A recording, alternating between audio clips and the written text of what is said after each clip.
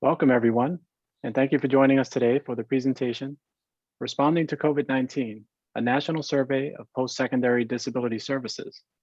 My name is Peter, and I will be moderating this session. A few brief announcements before we begin. If you are experiencing any technical issues, please let us know in the chat so that our tech support team can do their best to assist you. The presenter will take questions about 10 minutes before the end of the session, or at about 11:40 a.m. Questions for the presenter can be entered into the chat.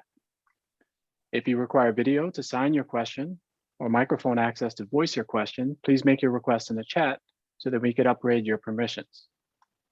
If you would like to share relevant resources or links with others, please enter that information into the chat so that we can share it with all attendees. If you'd like to utilize our sign language interpreters, please find them on the participants list and pin them to your screen.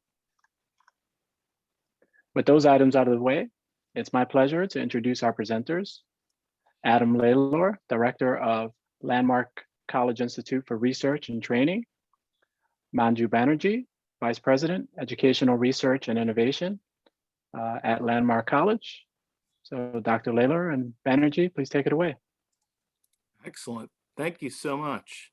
Just going to share my screen. Thank you, Peter. You're welcome.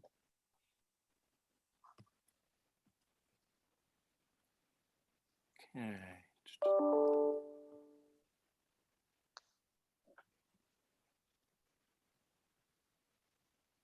Okay, can folks see that? Yes. Excellent. Well, thank you so much for having us today. As Peter said, my name is Adam Lalor. I'm the director of the Landmark College Institute for Research and Training. And joining me today is my colleague, Manju. And we are talking about COVID-19, a topic that unfortunately we all talk about way too much nowadays. But today's session is really, we're going to detail a national survey that both Manju and I conducted really at the start of the pandemic. This is potentially the first research that was done examining what disability services offices were facing during the start of the pandemic. So, I mean, what we're currently working on is a follow-up study to this, where we're going to analyze sort of what happened over the course of the year. So we should have additional data coming forward in the future. But right now, we're talking.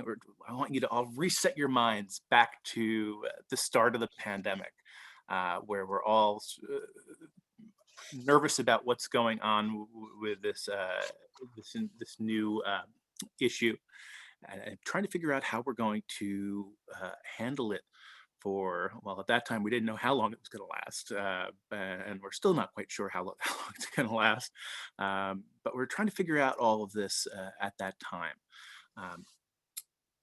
So this is our agenda for the session.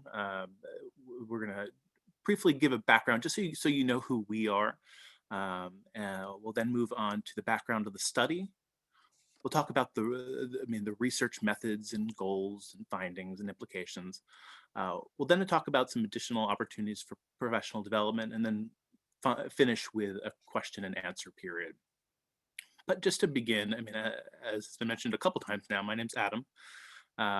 In addition to being the director of the Landmark College Institute for Research and Training, I'm the incoming co-director of the Landmark College Center for Neurodiversity. It's a cultural and advocacy center located at Landmark College. If you're not familiar with Landmark College is one of two institutions in the country solely devoted to serving individuals with learning disabilities, ADHD, and autism, and we're located in Vermont.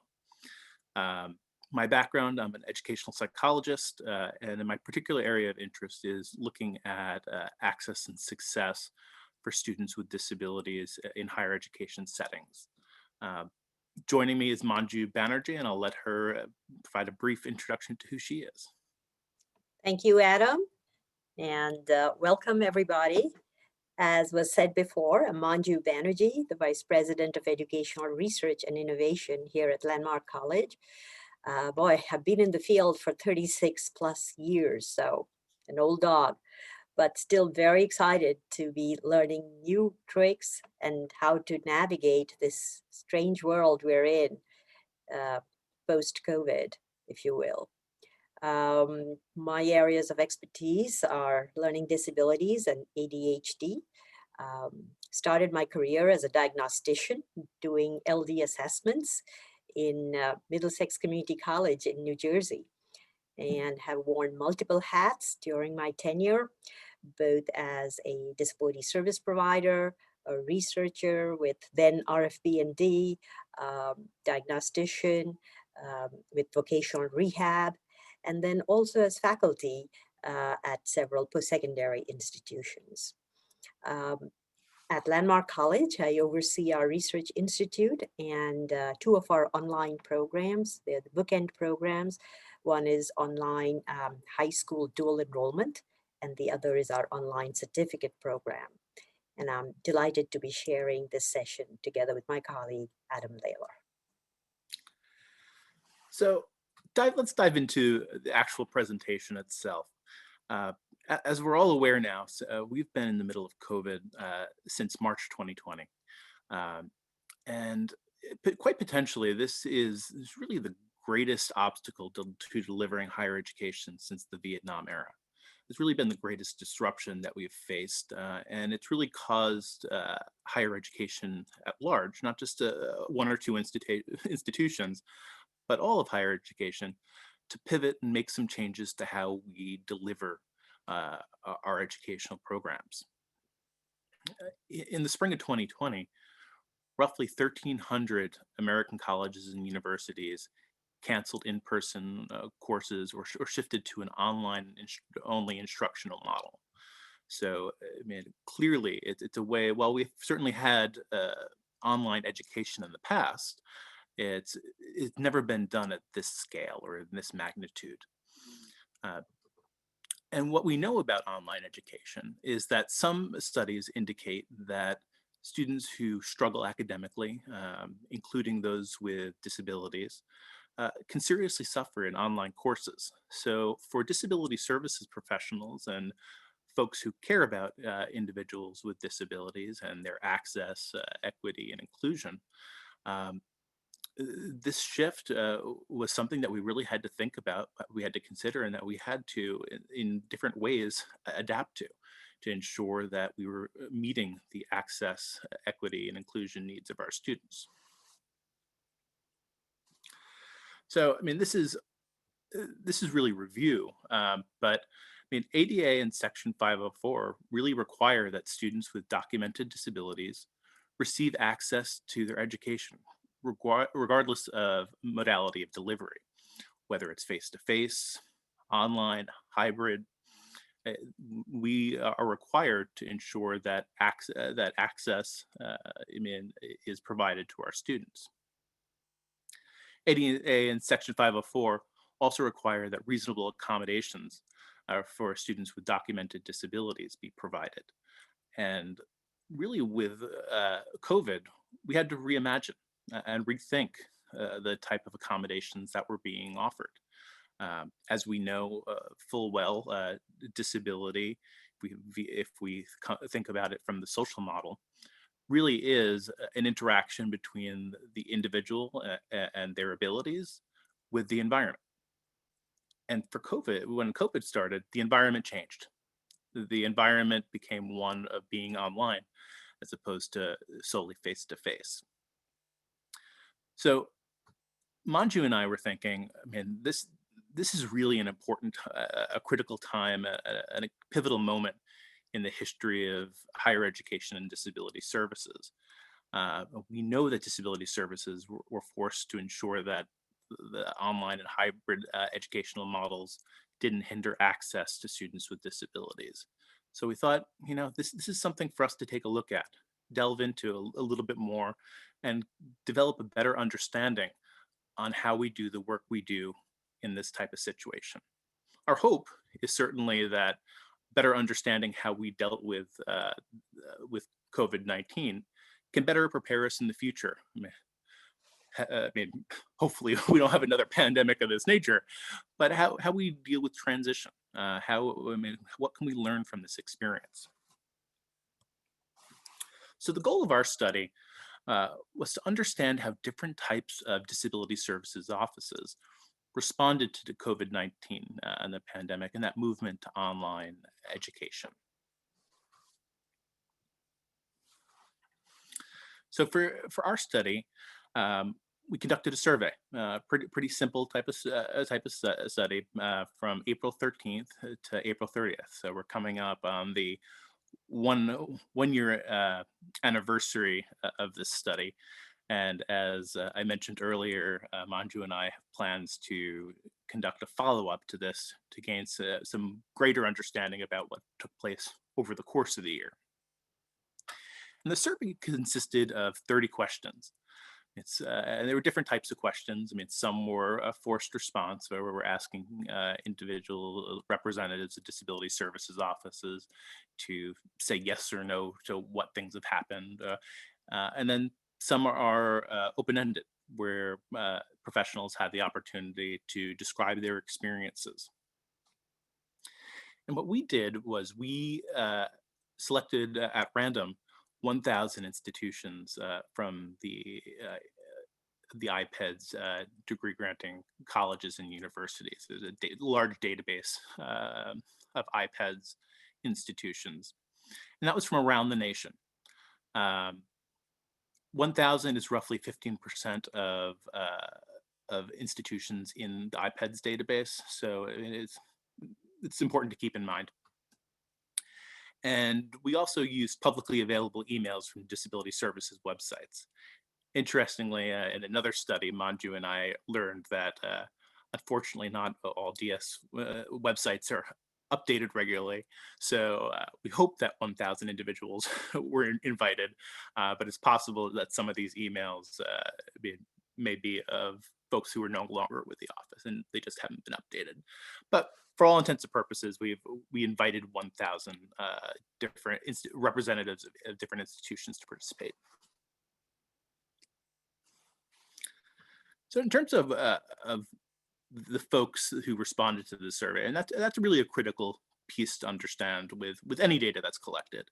I mean, surveys are great, but it's really critical that you understand who the individuals are that are being surveyed and who responded.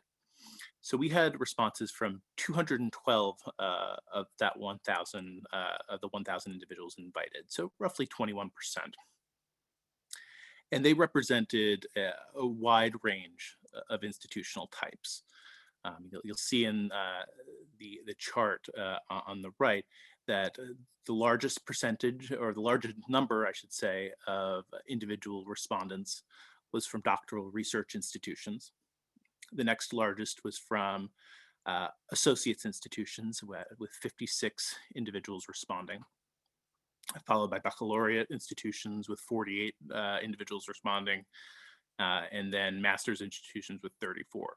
There are roughly 16 additional institutions that responded that defined themselves differently. But it's important that you understand that this is a fairly representative survey of the different institution types.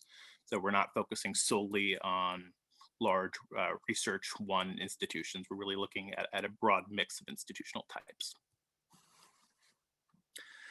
In terms of public and private, this is really critical to know when we're analyzing the results, because it certainly has implications for how to interpret the data.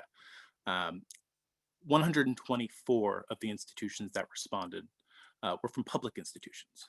Now, when we're thinking of public institutions, it's important to remember that they are state or city controlled, that they have, oftentimes their funding streams in part come from the state or the city.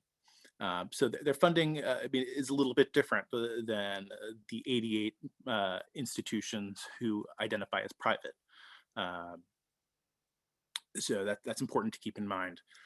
In terms of the number of students with disabilities served, 77 institutions served between 0 and 250 students with disabilities. 54 served between 251 and 500.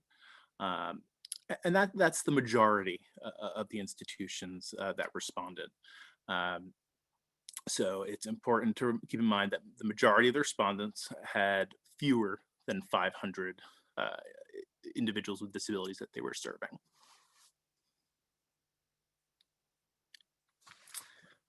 Interestingly, as far as region, we had a pretty even split between Midwest, Northeast, South, and Western colleges and universities. I mean, roughly 25% of respondents came from each of those areas. And this is another important thing to remember.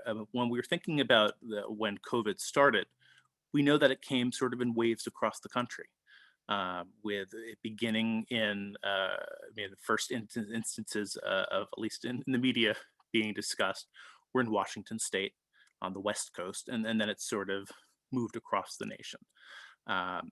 So there might be some differences in responses based on region, that based on their responses to how long they've been dealing with COVID-19 and the closure of institutions. As far as DS model goes, this is another interesting data point that really helps describe who our disability services are, the offices are. 81%,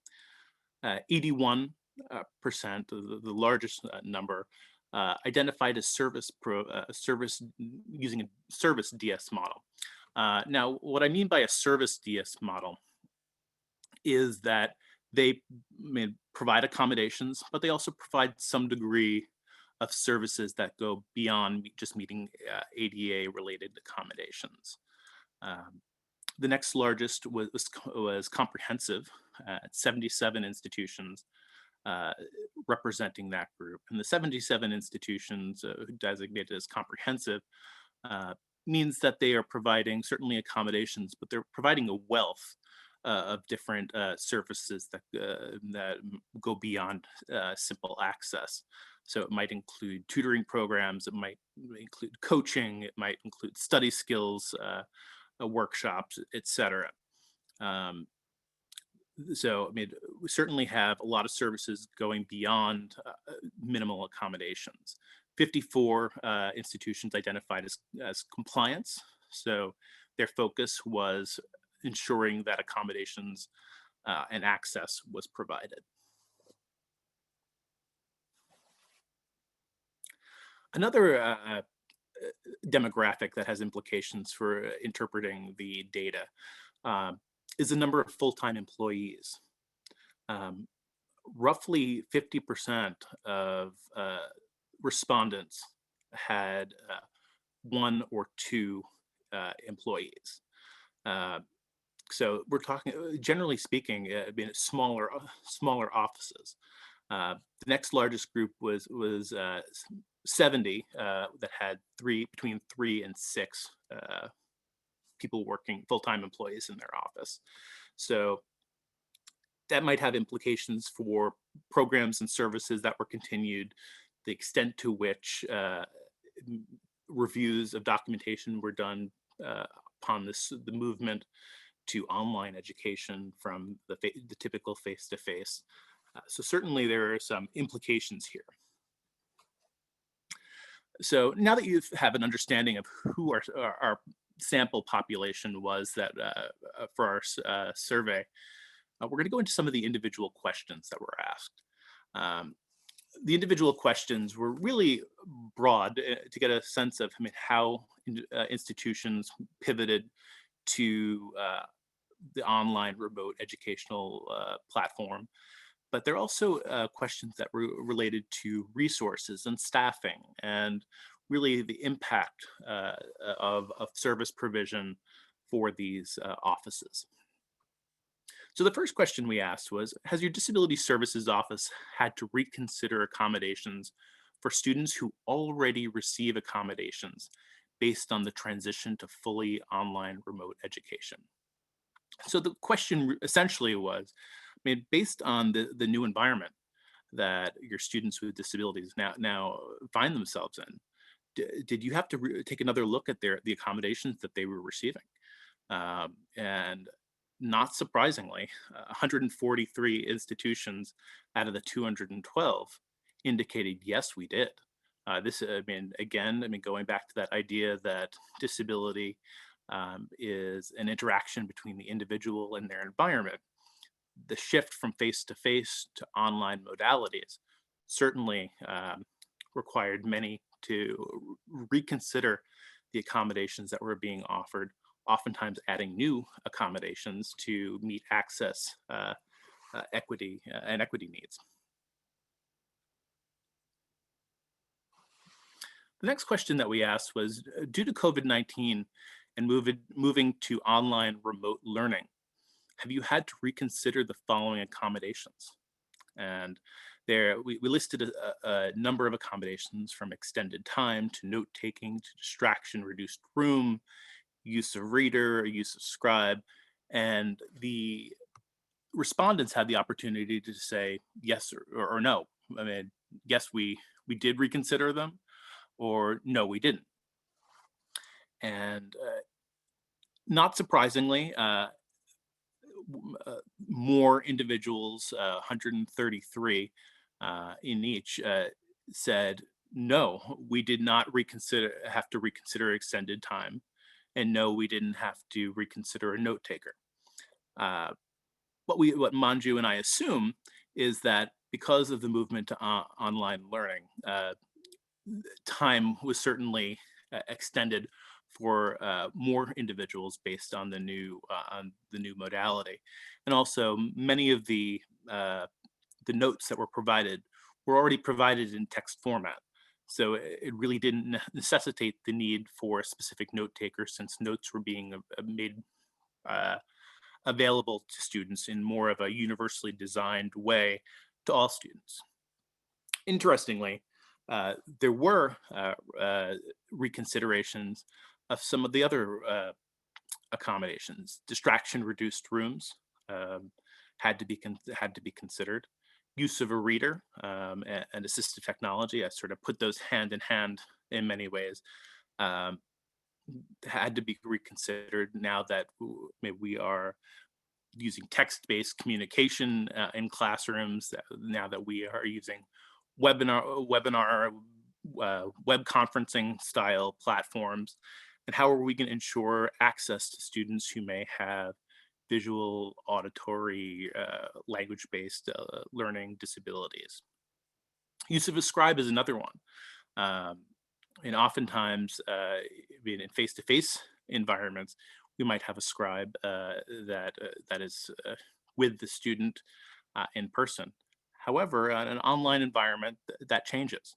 The scribe, we have to figure out a way to ensure that the student has access to a scribe or some type of technology that allows them to communicate in written fashion.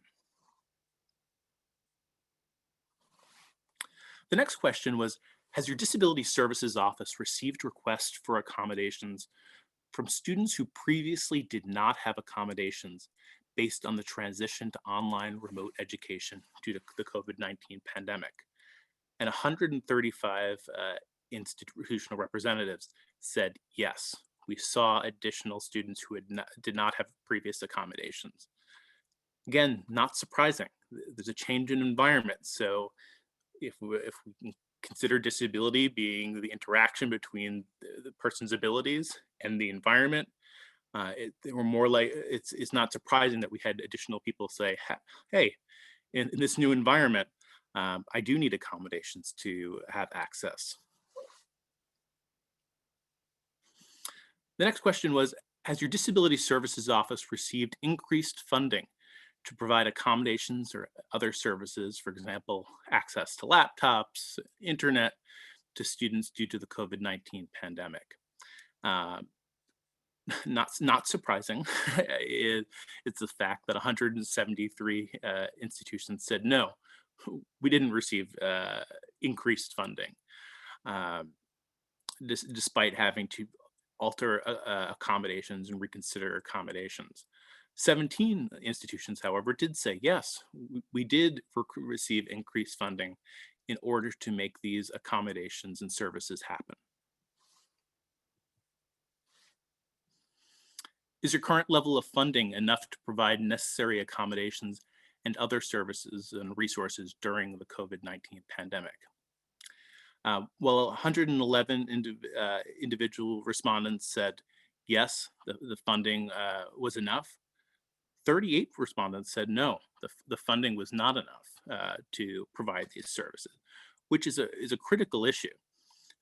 If we don't have the funds as disability services professionals to provide the accommodations that are necessary, we are not meeting ADA standards. It means that our institutions were put in a position to essentially deny access to individuals with disabilities in this new learning environment.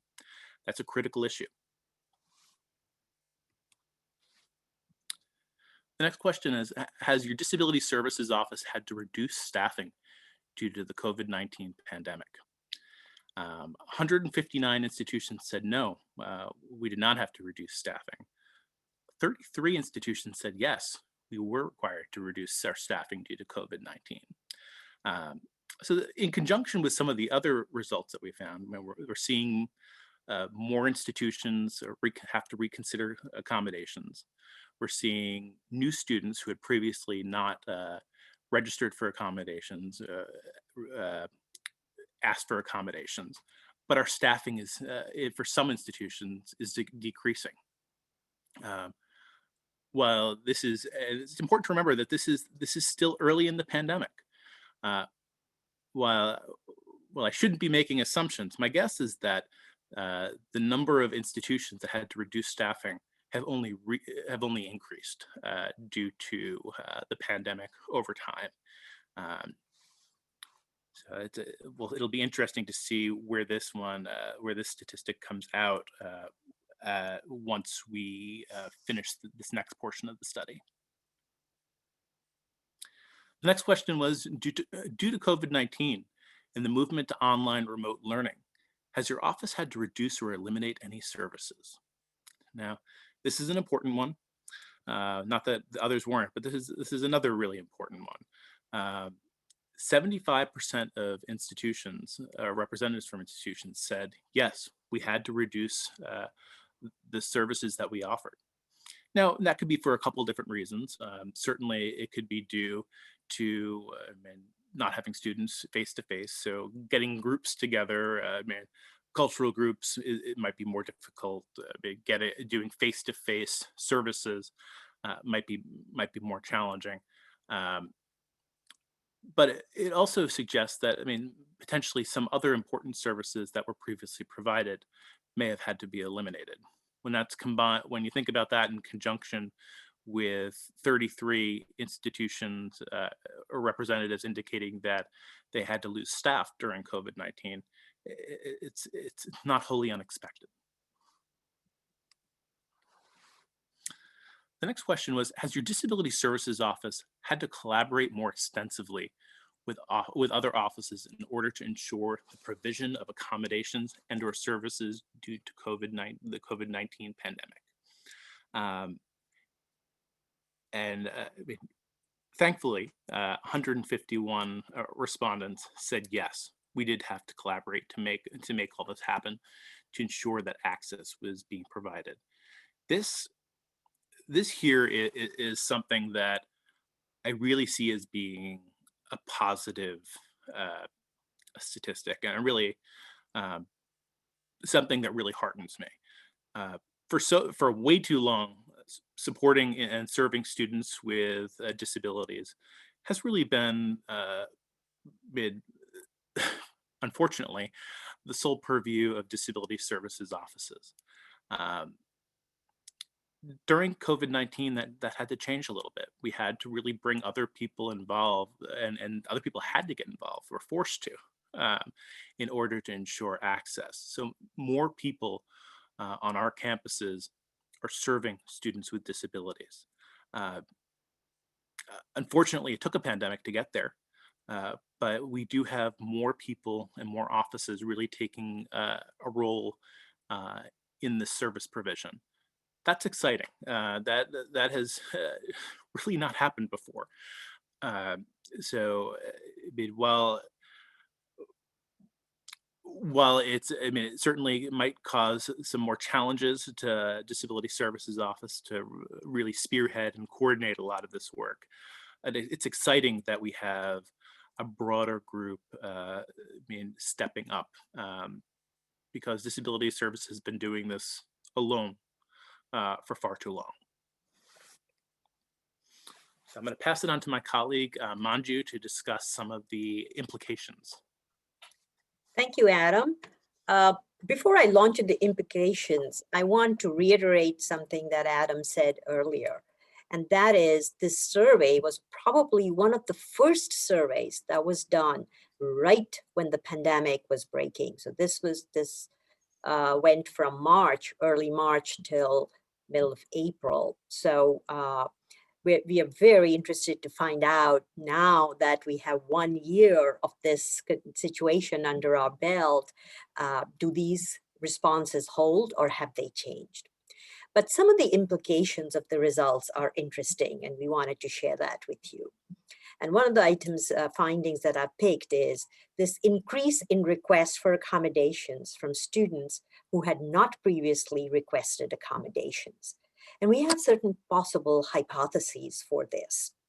One of the things we do know from earlier research, particularly around accommodations, is that students will often request accommodations as a safety net.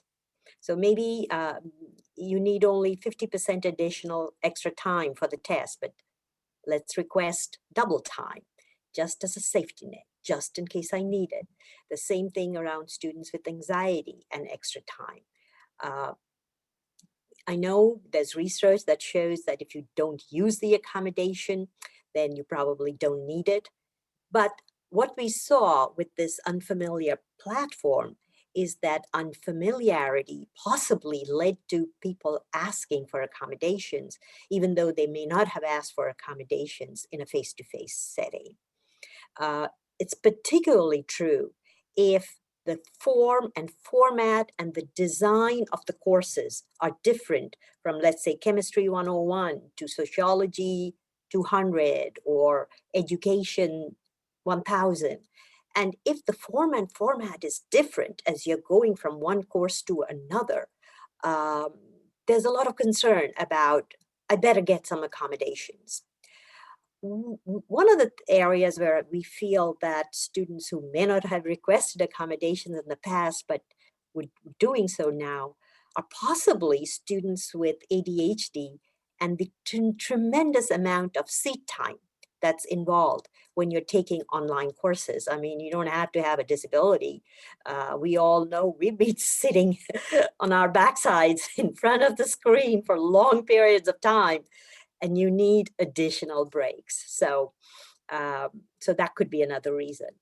And finally, we're also hypothesizing that some students were needing accommodations for online, but not for traditional face-to-face, because they might have not really taken online course in the past. So it's an unfamiliar territory. I do some consulting for ETS on accommodations for the GRE and some of the other high stakes testing.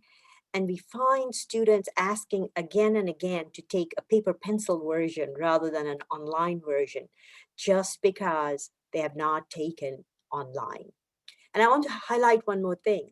When we talk fully online, some institutions have a fairly extensive asynchronous component where it's not just slapping on the face-to-face content of PowerPoint slides and articles onto the digital platform, but actually creating almost like an ebook. And then there are others where the asynchronous information is quite minimal. And the online course essentially are series of webinars like we're doing here. So as you can imagine, these are going to need very different types of accommodations. So we were not surprised that there was an increase in requests for accommodations from those who had not requested accommodations previously. Let's go on to the next slide, Adam. I want to highlight a few more implications, because we are going to see an increase in our online and hybrid model of instruction at the post-secondary level, possibly also at the K-12 level. And one of the things to think about is that this increase in requests for accommodations may be coming from certain groups of students with disabilities who may not have requested accommodations previously. I am thinking of students with disabilities in fine motor coordination, or students with learning disabilities who have particular problems with visual processing on the screen, and or reading blog posts, and or responding within the LMS, such as Canvas or Moodle or Blackboard. So we will now have to think of accommodations and reconsider accommodations in the context of the LMS. Adam talked a lot about the environment has changed. So DS service people need to think very specifically about what are the 2, 3, 4, 5 different ways in which the environment has changed. And one of the changes in the environment I want to invite you all to think about is the LMS. That is the online platform in which the asynchronous components of the course may be hosted. Design becomes really, really critical. At Landmark College, our course designs for our online dual enrollment courses are built in to engage. So we have thinking prompts, we have links to studies in the moment, study skills, reading strategies, writing processes, links to note-taking. So the students kind of have kind of in the moment dynamic support that is built in. But with that comes different accommodations. And one of the things we talk a lot about is the cognitive load that happens when you're reading information on a screen. We don't have time for that, but if there are questions later, I'm happy to answer. I will point out one cognitive load element that is very unique to the online platform. And that is when you are reading and scrolling on the digital screen, you lose what's called positional memory. In the pages of a textbook, you have kind of that memory, oh yes, this information was right at the beginning of the page or the middle of the page or towards the end. Whereas in the scrolling, you do not have that advantage. So that becomes a real problem, and you have to rethink the learning process for these students. Another thing is the change in services and programs that disability service offers. And again, what I'd like to invite you to think is, pre-pandemic, DS office personnel have thought of accommodations as kind of very distinct categories: extended time, note taker, reader, what's another one, kind of. Anyway, so these are in distinct categories. What I think is going to happen is we are going to be seeing more in terms of accommodative strategies. That's the word I'm using, accommodative strategies, which are determined through that interactive process. It's not going to be a laundry list of accommodations, but it's going to be a triaging discussion between the student, the DS office, and the personnel, and the environment, namely the platform and IT for sure. Kind of having that interactive communication to decide, does the student need an accommodation for class participation, for example? If the participation is happening on the chat room and a student is anxious about spelling, may not communicate as much, does that student need an accommodation? Possibly.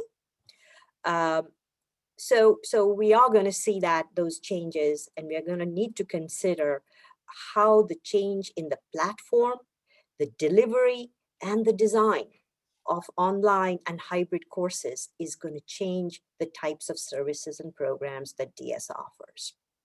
And then the last bullet point there is increased collaboration across student support services.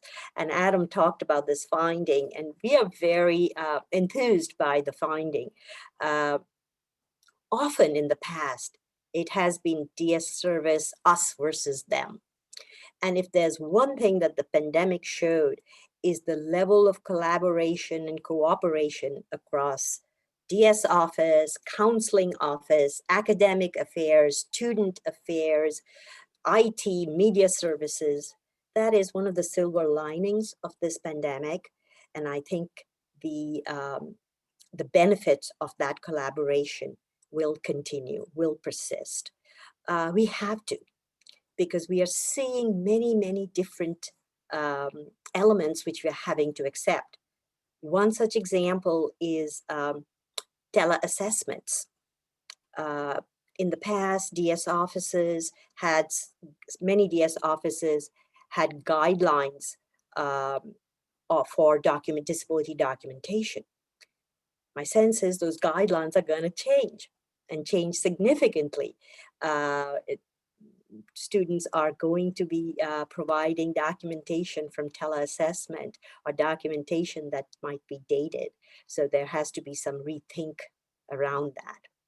I think also rethinking in terms of how students communicate with DS offices is going to be another component. It's often been, you make an appointment, you come in, you talk about your accommodation needs, you get an accommodation letter, you all know the routine, but that's now all often going to be happening via Zoom meetings like this and other forms of teleconferencing. So many changes, some definitely are positive with a silver lining, and then there are others that need a reset and a rethink of how we have been conducting disability services in the past. Adam? So the key takeaway, just to kind of summarize all this, is that despite the instances of, where we had decreasing staff, and I think we're going to have more of that in the second survey that we do, the big takeaway, because we did ask qualitative questions as well, and the big takeaway was that DS offices really rose to the occasion. They were able to reorient, readjust, and adapt to the changes, and were able to ensure access to students, both newly disclosed and existing students. So a really kind of positive sign for all of us disability service providers, future disability service providers, and in the past as well. So we want to end on a note of hope that came out of this study. With that, just want to highlight two things. Adam had talked about opportunities for professional development.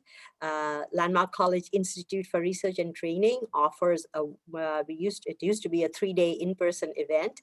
Now we are offering 2 one-day events. These are training opportunities for teachers, educators, parents. So it's a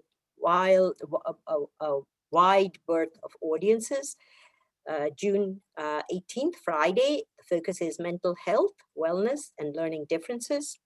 And then August 6th, again, Friday, is creating an environment for success, where we will be sharing many of the practices, evidence-based practices that we use here at Landmark College with neurodivergent populations. So please look at that link at the bottom. If you're interested, do sign up. We hope you'll be able to attend, and it's virtual, so it'll be very similar to something like this. And then again, another opportunity for professional development. We offer a post-baccalaureate certificate program. There are 2 areas of specialization: executive function and autism on campus and online. There are 5 courses designed very specifically for working professionals like yourselves. So the information link is out there. And I think we are sharing the PowerPoint slides. So you will get that, get this slide deck for future reference. Thank you very much, everyone. Well, thank you for sharing the results of this survey. It's very interesting to hear about how other institutions were operating at the start of the pandemic. Excuse me, and I very much look forward to the follow-up to see, how some of our colleagues across the country have been affected by this past year. One question we had in the chat was, how far along is your follow-up research? And are there any interesting findings for you that you can share, or predictions about what the second study will show? Unfortunately, we don't have any findings yet because it's due to go live on the 13th of April. So we're trying to keep it exactly in sync with the initial study, just being one year later. So we don't have any results yet, but stay tuned. It should be quite an interesting pattern of results that we see. Okay. I encourage the audience, the attendees, to please post any questions you have in the chat, because we don't have any questions, but we do have some kudos, for a very informative session. And I think our attendees are just as interested as I am to hear about what's going on across the country. I think we tend to just focus on what's right in front of us and not necessarily hear about what's going on across the country.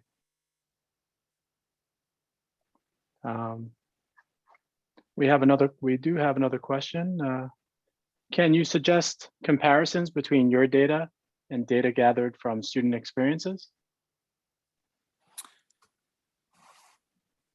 I mean, as far as student experiences, I mean, we're just getting that data out as well. We have some colleagues that from the University of Connecticut and the University of South Florida that conducted an initial study of student experiences. We haven't looked at our data in comparison with theirs yet, but and anecdotally, I mean, we are seeing that. I mean, there have been, more students had to consider accommodations given the shift to online education. We're also both seeing similar results as it relates to the types of accommodations that students are seeking. So I mean, there is some alignment, but a full analysis hasn't been done yet. No. I'll just add that, anecdotally speaking, one of the things we've heard from students is just heightened anxiety. So, which is not necessarily a generalized anxiety disorder diagnosis.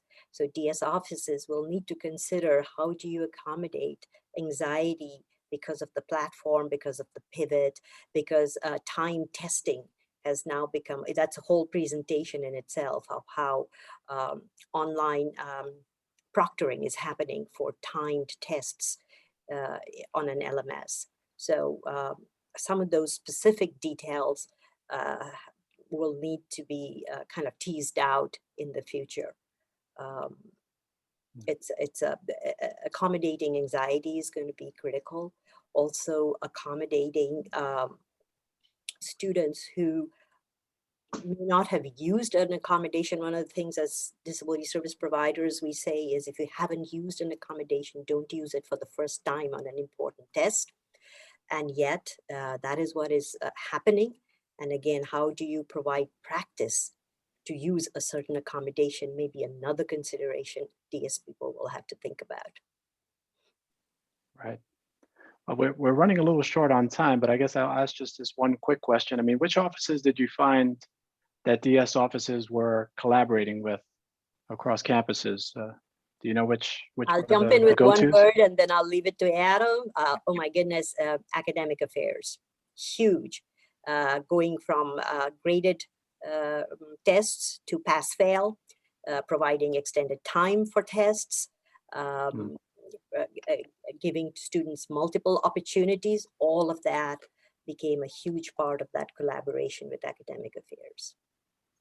I mean, Yeah. another one is certainly IT. I mean, obvious collaboration, library, I mean, different academic support services, but even some that you wouldn't initially think about. I mean, orientation services. I mean, how are we orienting students with disabilities in the online environment?